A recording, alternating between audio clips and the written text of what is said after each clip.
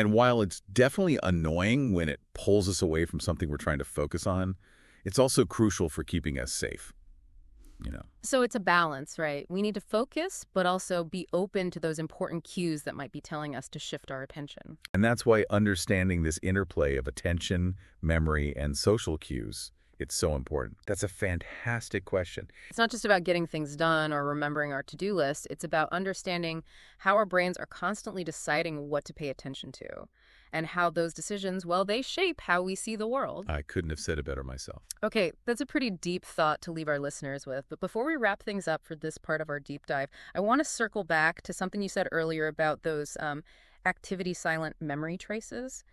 Mm, You mentioned that they're susceptible to interference. Can you break that down a bit more? What kind of interference are we talking about? sure.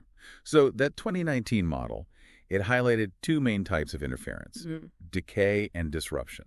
Decay is like the natural fading of those silent traces over time. It's like, that path in the woods getting overgrown. So if we don't revisit those memories, those connections, those paths, they just like fade away. Exactly. And that's why, repetition in space learning is so important. By going back to the information, you're essentially clearing that path and keeping it, accessible. That makes sense. So what about disruption then? How's that different? Disruption is about interference from other information.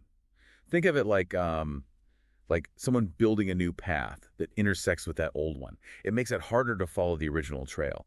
And that's why it's so tough to remember things when we're constantly getting hit with new information. So if I'm like trying to study for an exam, but I'm also scrolling through social media, those memes and notifications, they're basically creating new paths that are messing with the stuff I'm trying to learn. You got it. Ah, that's a good way to visualize it. And it's another reason why, minimizing distractions is key for learning and remembering things. The less interference you have, the more likely those silent memory traces are to, stay intact.